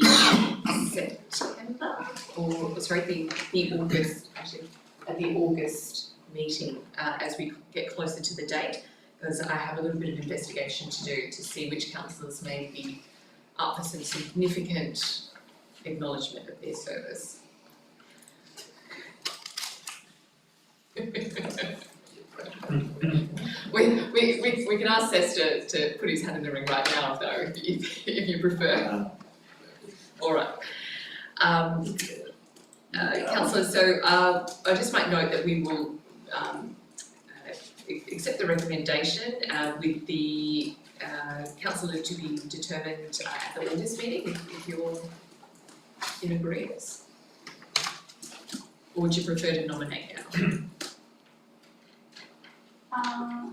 Through you, Madam Mayor, just noting councillor Cherry's not here either tonight, Yes. so maybe just waiting until everybody has an opportunity. Alright, so the Mayor and councillor to be determined at the August meeting, if we can make that adjustment. Oh, sorry, councillor. Can I ask one question? Yes. Which is just a procedural question, maybe. As the Mayor, I understand the reasons for your going, but if there was some reason that prevented you from going, would we have to bring that motion back to council to say the Mayor or her delegate? And so her delegate. So I was just wondering if we should amend the motion now to say the Mayor or the Deputy Mayor or the delegate of, just so procedurally we didn't have to come back and then discuss it again. Okay. I'm not sure how it all works, so just tell me if I'm being too pedantic. It's just to be clear for the purposes of action, because they was going to be determined. So normally in the circumstances where the Mayor is unavailable, the Deputy immediately automatically takes on that role. So I think that's implicit in our established practice of when the Mayor's It might be a minor point, but I just thought maybe we could include or a council delegated by the Mayor, just so that all bases are covered. But if you've all been here for longer than me, so in terms of council, but up to you. Okay. I'm happy for that amendment, so the Mayor or the council or delegated by the Mayor. Yeah. COVID does happen. And a councillor to be determined at the August meeting. I think that will still make our early bird registrations possible. And the Chief Executive Officer or the delegate can attend. And I note that we have the motions for that coming back to the August 2025 meeting, but we still have an opportunity at the September meeting as well, if there's anything that you think of afterwards, because it's not till November, and then we'll accept them right up to September 30. So just noting that there's two lines in the sand. We're just going to read the August one first. Certainly there's already been some discussions within the 6 local councils. I can now say 6, not 5, because Cootamundra and Gundagai are being demerged, or have been demerged, that we're already talking about a motion regarding drought management in light of the summit that we're about to participate in.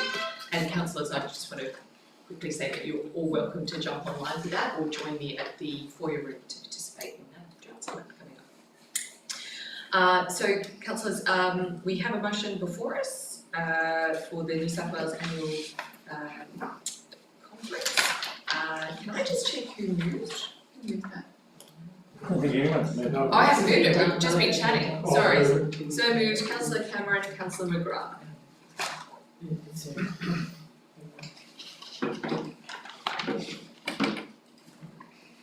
Do we have any further comments or debate? Since I actually went about that the wrong way. We had the debate first, then the motion. Alright, all those in favour? That's unanimous, so good, thank you councillors. Item 6.5, the investment and borrowing report. We have a recommendation to note the period covering 1st to the 30th of June and some details about our investments that are marginally above the 50% portfolio maximum, with any one institution at 53.5%. Do I have a mover? Okay, so moved councillor Rothwell, seconded councillor McGrath. Thank you, councillors. Any debate, questions? To make sure our CFO is ready. Councillor, sorry, was that a scratch to the head or a question, councillor Carter? It started there as a question and then went there. So Councillor Carter.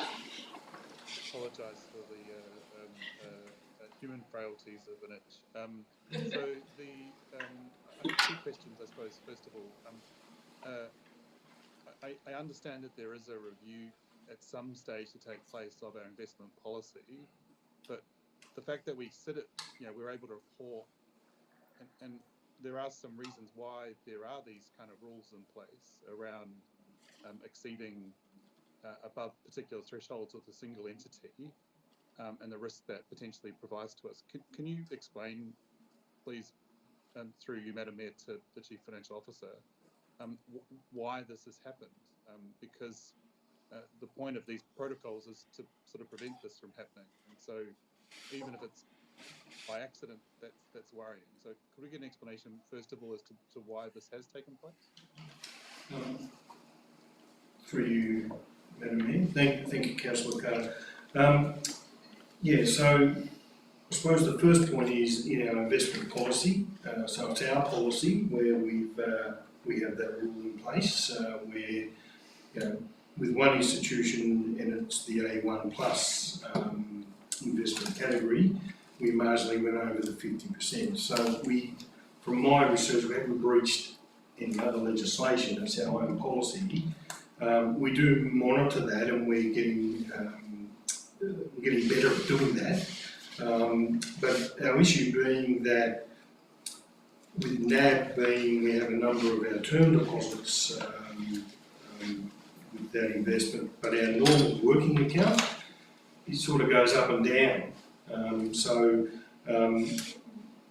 That's where, when we assessed it at the end of that month, it did go over that 50%. So it was incumbent on me to report that through the council because it did go over our policy.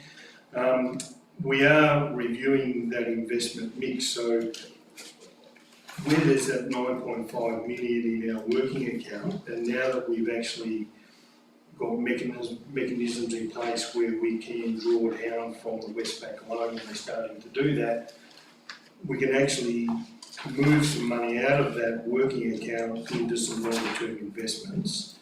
which should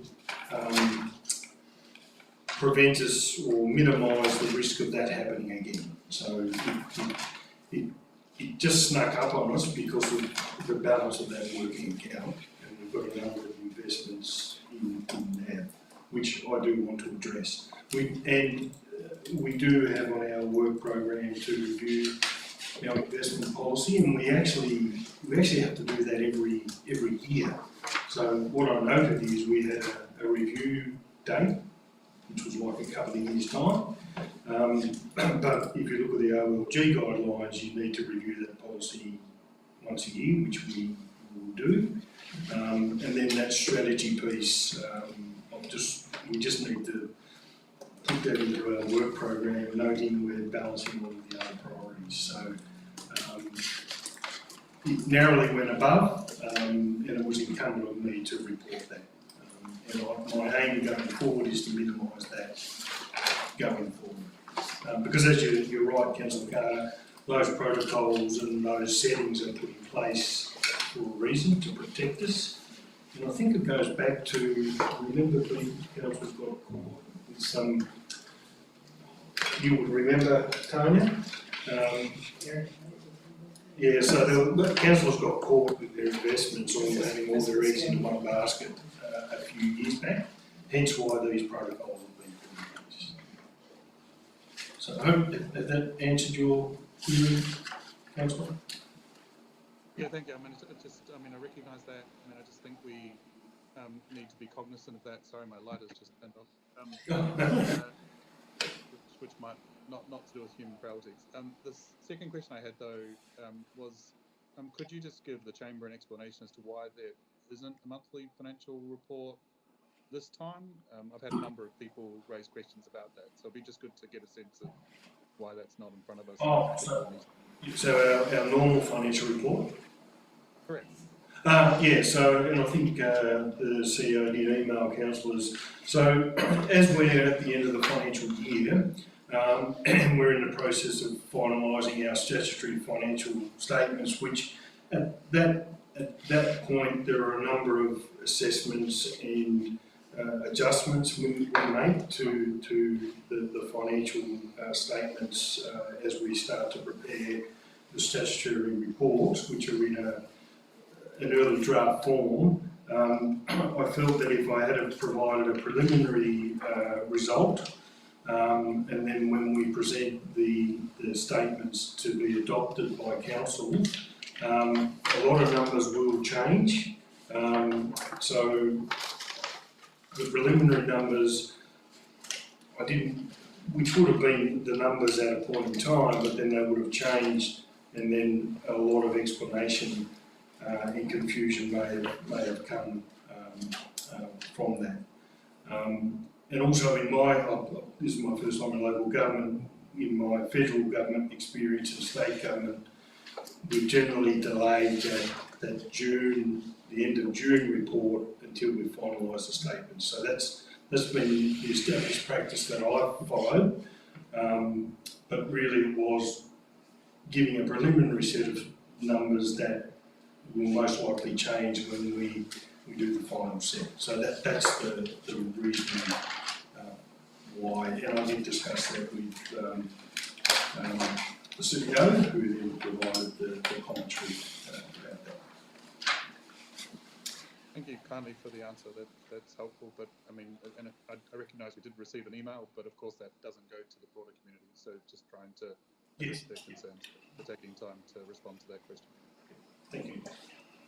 Thank you, councillors. Any further questions or comments? All right, let's put this motion. All those in favour of noting the report? Thank you. That's unanimous. Thank you. Councillors, the next three items, 6.6, 6.7, 6.8, are rather minor budgetary changes and administrative in nature. Would you like to block move them?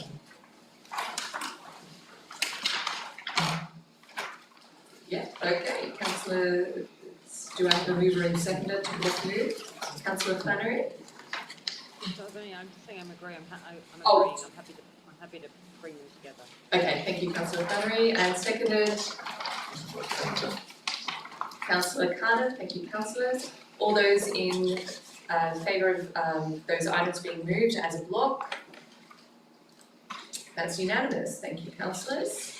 Moving on to item 6.9, the tender evaluation report for the Yass sewage treatment plant sludge dewatering and dried biosolids disposal going into confidential, as this item is classified according with section 10A2C of the Local Government Act, which permits the meeting to be closed to the public for business relating to information that would, if disclosed, confer a commercial advantage on a person with whom the council is conducting or proposes to conduct business, and on balance contrary to public interests. So moved Councillor Burgess and seconded Councillor Butler. I note that I give the opportunity for anyone in the public to voice their dissent of it being moved into confidential. There is none. So councillors will put that motion for it to go into confidential, that item of 6.9. All those in favour? That's unanimous. Thank you, councillors. Now that concludes, no, hold on, let me just check. What I'm up to. That does not conclude. Getting excited there. 7.2. Councillors, we have a motion from Councillor Cameron before us. Councillor Cameron.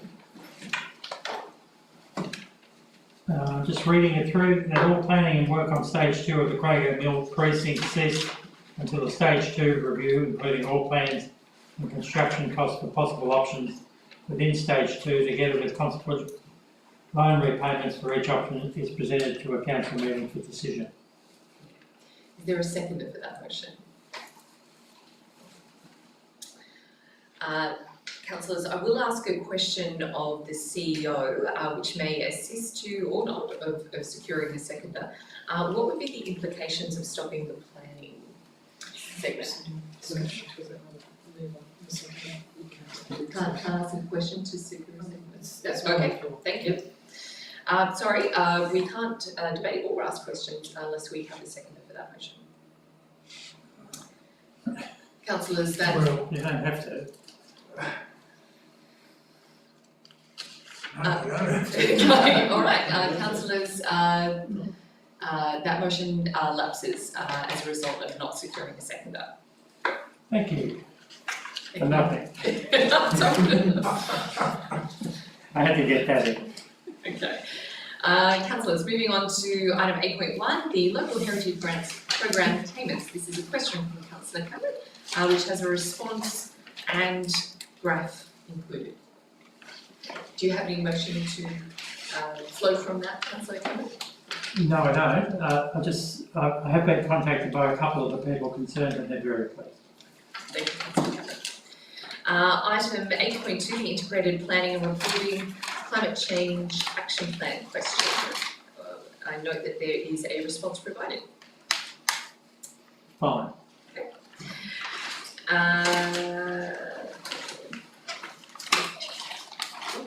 Is that the only?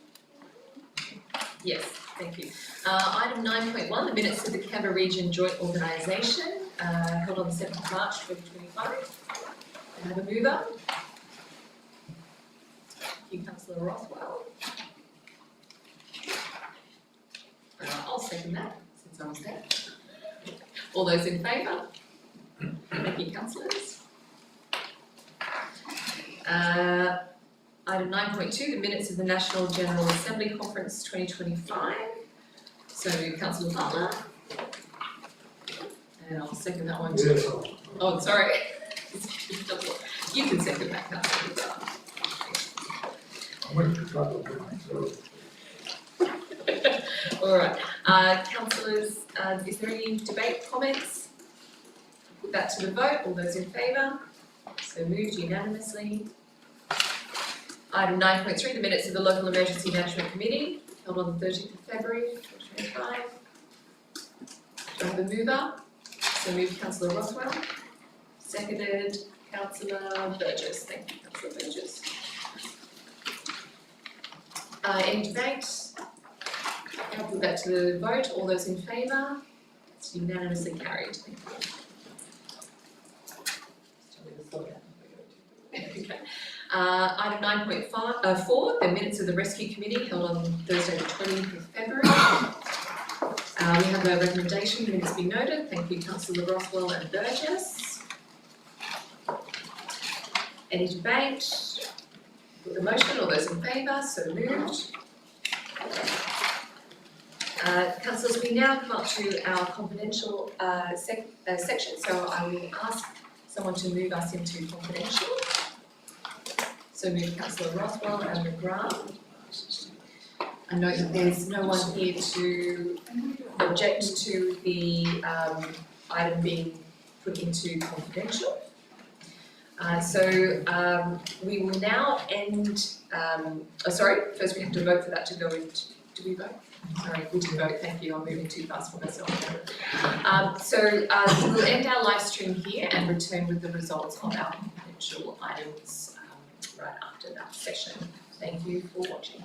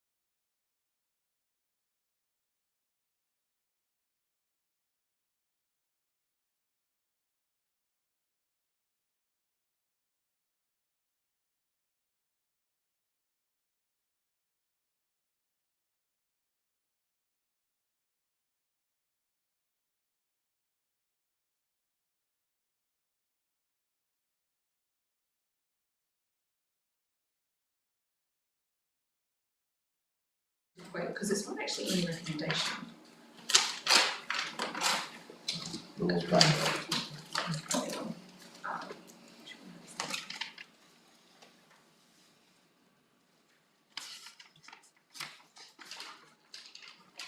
Is that the figure there, the 190? That's, yeah, okay, sorry. All right, so we're, okay, welcome back. The confidential session of council. Council resolved to accept the tender submitted by Arkwood Gloucester for the contract YVCIA 14-2025 for the Yass sewage treatment plant sludge, dewatering and dried biosolids disposal be accepted for 3 years with a 2-year option for extension as per the submitted schedule of rates with annual CPI adjustments for a figure of $190,049.80. Next item of confidential was the Rye Park Wind Farm Community Enhancement Fund Advisory Committee nominations. The recommendation was to accept our residents Jeff Frost and Mary Claire Walker as the community representatives on the Rye Park Wind Farm Community Enhancement Fund Advisory Committee. I congratulate them and commend them for their community service as part of those advisory committee representatives. And you think we can all work together? That's it. I think that'll be just fine. Councillors, that now concludes our our meeting, and I thank those watching online for their attendance. And we'll now close the meeting. Thank you very much.